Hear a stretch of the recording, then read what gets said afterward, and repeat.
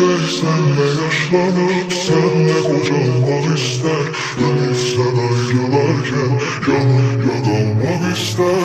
Ben de sen kararın, ömrümün ilk baharın, elimden ihtiyarın, giderken almak ister. Yürek senle yaşlanıp senle kocalmak ister.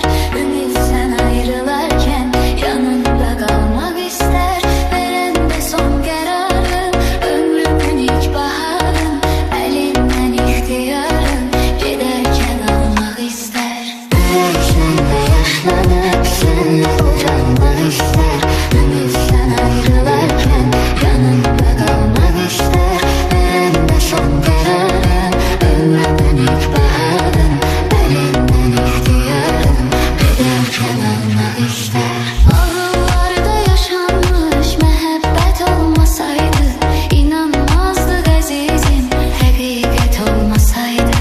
Revalarıma olanlar ve sabrımda kalanlar, çok olmazdı yalanlar, zaruret olmasaydı. yürek senle yaşlanıp senle kocalmak ister. Denizden ayrılarken yanımda kalmak ister. Ben de son kararın, ömrümün ilk baharın, elimden ihtiyarın, Yürek senle yaşlanıp senle kocalmak ister. Ümitten ayrılarken yanımda kalmak ister. Veren de son kararın, ömrümün ilk baharın, elimden ihtiyarın, giderken almak ister. yürek senle yaşlanıp Senle kocalmak ister. denizden ayrılarken Yanımda kalmak ister.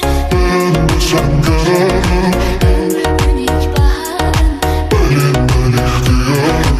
giderken almak ister. Yürek senle yaşlanıp senle